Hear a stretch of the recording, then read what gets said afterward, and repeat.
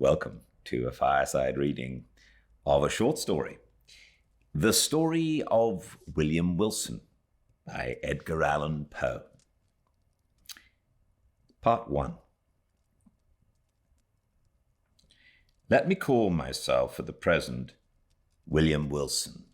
That is not my real name. That name has already been the cause of the horror, of the anger of my family. Have not the winds carried my name with my loss of honor to the ends of the earth? Am I not forever dead to the world, to its honors, to its flowers, to its golden hopes? And a cloud, heavy and endless, does it not hang forever between my hopes and heaven? Men usually become bad by degrees, but I let all goodness fall from me in a single moment, as if I had dropped a coat.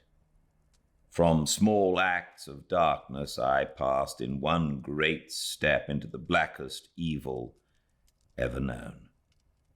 Listen while I tell of the one cause that made this happen.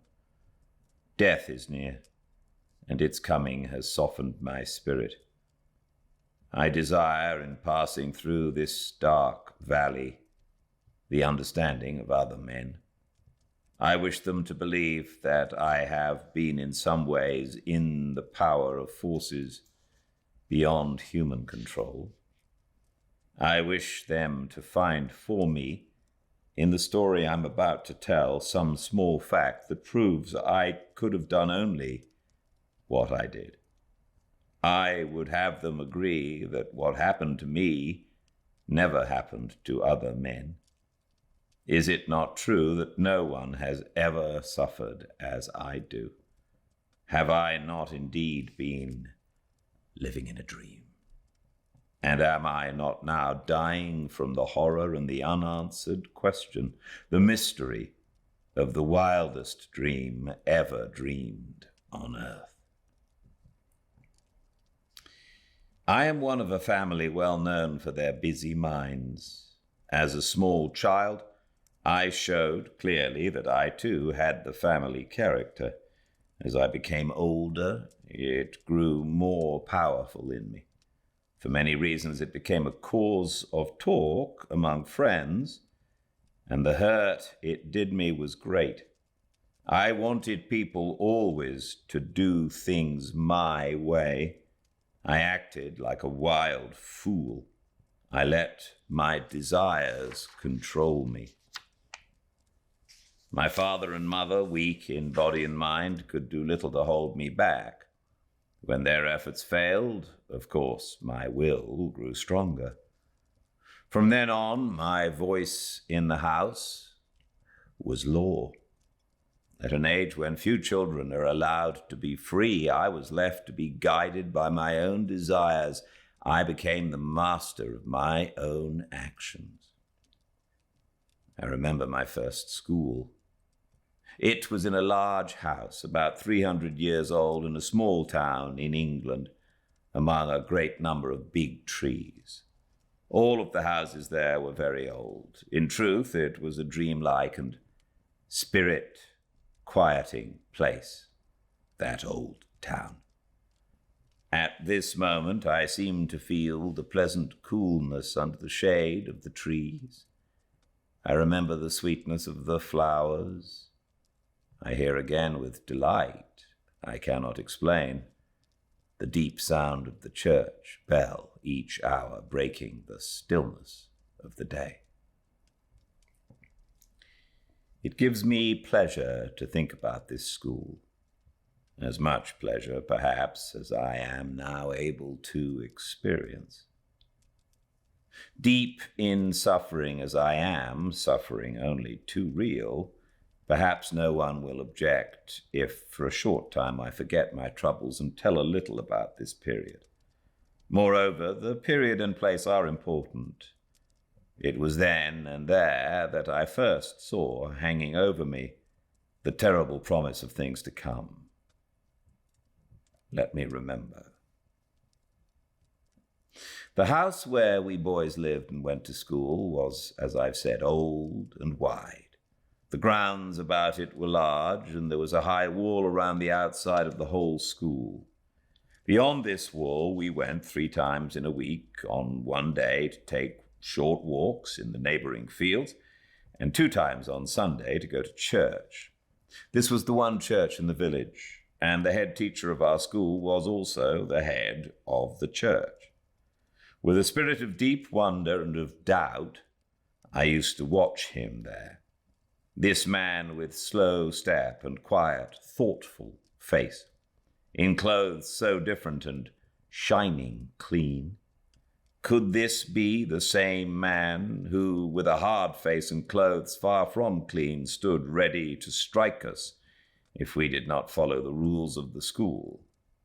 Oh, great and terrible question, beyond my small power to answer. I well remember our playground, which was behind the house. There were no trees, and the ground was as hard as stone. In front of the house there was a small garden, but we stepped into this garden only at very special times, such as when we first arrived at school, or when we left it for the last time, or perhaps when father or mother or a friend came to take us away for a few days. But the house, what a delightful old building it was. To me, truly a palace. There was really no end to it. I was not always able to say certainly which of its 2 floors I happened to be on. From each room to every other there were always 3 or 4 steps, either up or down. Then the rooms branched into each other, and these branches were too many to count and often turned and came back upon themselves. Our ideas about the whole great house were not very far different from the thoughts we had about time without end. During the 5 years I was there, I could never have told anyone how to find the little room where I and some 18 or 20 other boys slept. The schoolroom was the largest room in the house, and I couldn't help thinking it was the largest in the world. It was long and low, with pointed windows and heavy wood overhead. In a far corner was the office of our head teacher, Mr. Bransby. This office had a thick door, and we would rather have died than open it when he was not there. Inside the thick walls of this old school, I passed my years from 10 to 15. Yet I always found it interesting. A child's mind does not need the outside world. In the quiet school, I found more bright pleasure than I found later as a young man in riches, or as an older man in wrongdoing. Yet I must have been different indeed from most boys. Few men remember much of their early life. My early days stand out as clear and plain as if they had been cut in gold. In truth, the hotness of my character and my desire to lead and command soon separated me from the others. Slowly I gained control over all who were not greatly older than myself, over all except one. This exception was a boy who, though not of my family, had the same name as my own, William Wilson. This boy was the only one who ever dared to say he did not believe all I told him, and who would not follow my commands. This troubled me greatly. I tried to make the others think that I didn't care. The truth was that I felt afraid of him. I had to fight to appear equal with him. but he easily kept himself equal with me. Yet no one else felt as I did that this proved him the better of the two. Indeed, no one else saw the battle going on between us. All his attempts to stop me in what I wanted to do were made when no one else could see or hear us. He did not desire, as I did, to lead the other boys. He seemed only to want to hold me back. Sometimes with wonder and always without pleasure, I saw that his manner seemed to show a kind of love for me. I did not feel thankful for this. I thought it meant only that he thought himself to be very fine indeed, better than me. Perhaps it was this love he showed for me, added to the fact that we had the same name, and also that we had entered the school on the same day, which made people say that we were brothers. Wilson did not belong to my family, even very distantly. But if we had been brothers, we would have been near to each other indeed, for I learned that we were both born on the 19th of January, 1809. This seemed a strange and wonderful thing. The Story of William Wilson, Part 2. In the first part of my story, I spoke about my life at my first school and about the other boys over whom I gained firm control, but there was one boy who would not follow my commands, who would not do what I told him to, as the other boys did. His name was the same as mine, William Wilson, although he did not belong to my family in any way. He seemed to feel some love for me and had entered the school the same day as me. Many of the boys thought we were brothers. I soon discovered that we had been born on the same day, January 19th, 1809. Wilson continued his attempts to command me while I continued my attempts to rule him. The strange thing is that although I did not like him, I could not hate him. We had a battle nearly every day. It is true, in public, it would seem that I had been proved the stronger, but he seemed somehow able to make me feel that this was not true, and that he himself was stronger. Nevertheless, we continued to talk to each other in a more or less friendly way. On a number of subjects, we agreed very well. I sometimes thought that if we had met at another time and place, we might have become friends. It is not easy to explain my real feelings toward him. There was no love and there was no fear, yet I saw something to honor in him, and I wanted to learn more about him.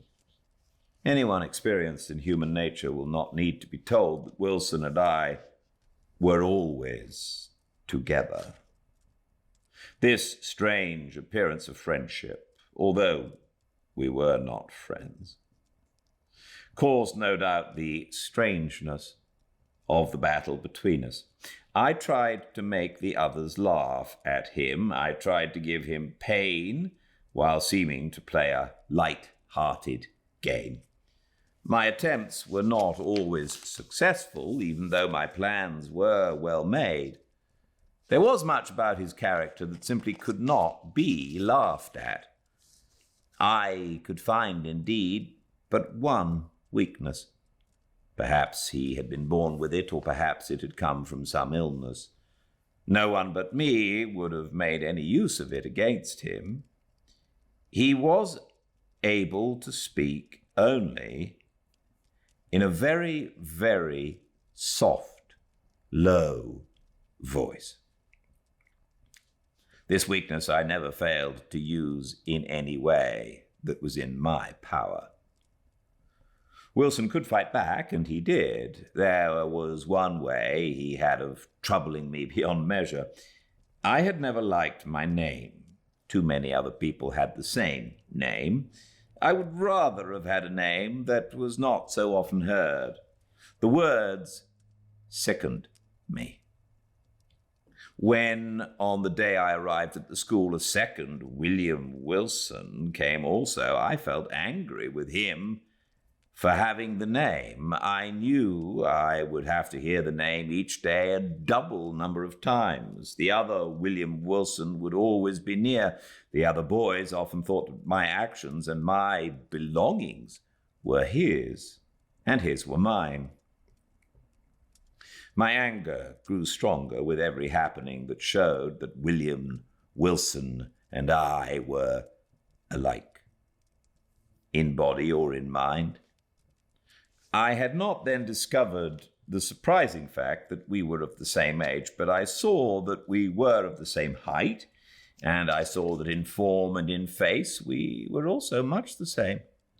Nothing could trouble me more deeply, although I carefully tried to keep everyone from seeing it, than to hear anyone say anything about the likeness between us of mind or of body or of anything else. But in truth, I had no reason to believe that this likeness was ever noticed by our school fellows. He saw it, and as clearly as I. That I knew well. He discovered that in this likeness he could always find a way of troubling me. This proved the more than usual sharpness of his mind. His method was to increase the likeness between us, lay both in words and in actions, and he followed his plan very well indeed. It was easy enough to have clothes like mine. He easily learned to walk and move as I did. His voice, of course, could not be as loud as mine, but he made his manner of speaking the same. How greatly this most careful picture of myself troubled me, I will not now attempt to tell. It seemed that I was the only one who noticed it. I was the only one who saw Wilson's strange and knowing smiles. Pleased with having produced in my heart the desired result, he seemed to laugh within himself, and cared nothing that no one laughed with him. I have already spoken of how he seemed to think he was better and wiser than I. He would try to guide me. He would often try to stop me from doing things. He would openly tell me what I should and should not do, and he would do this not openly, but in a word or two in which I had to look for the meaning. As I grew older, I wanted less and less to listen to him.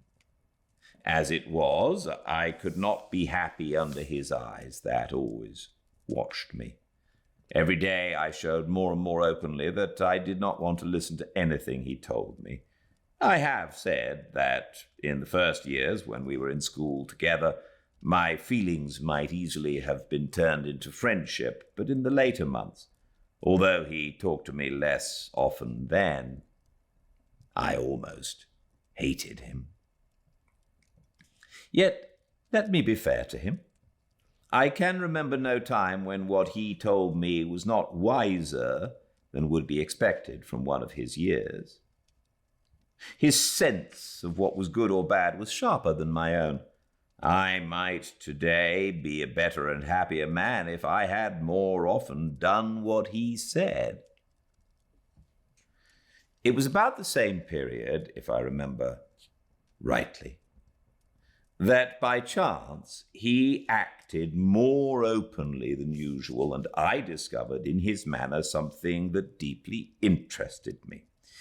Somehow he brought to mind pictures of my earliest years. I remembered, it seemed, things I could not have remembered. These pictures were wild, half-lighted, and not clear, but I felt that very long ago I must have known this person standing before me. This idea, however, passed as quickly as it had come. It was on this same day that I had my last meeting at the school with this other strange William Wilson. That night, when everyone was sleeping, I got out of bed, and with a light in my hand, I went quietly through the house to Wilson's room.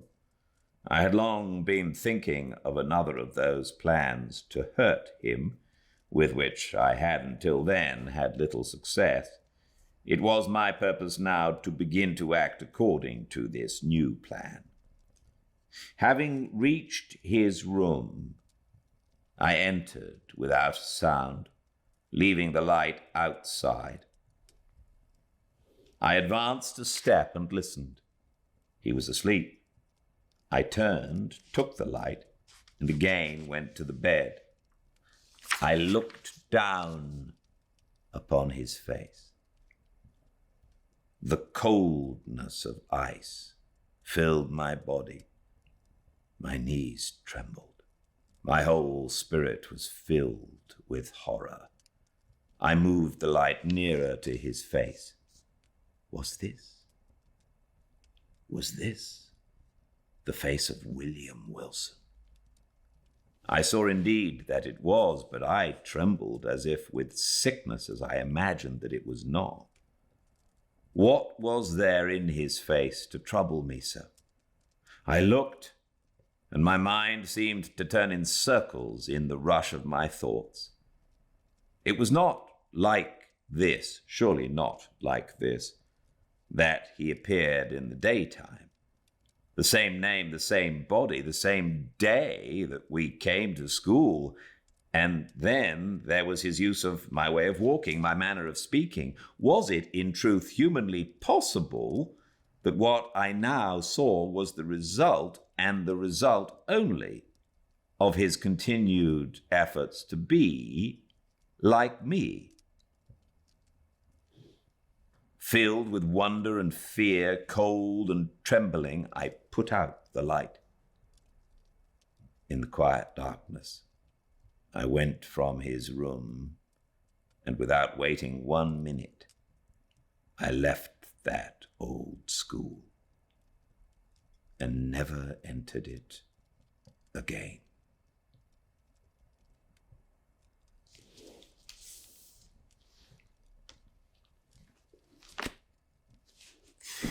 Thank you all for joining me. The rest of this short story tomorrow, same time and place at Fireside Reading, 5 Pacific live.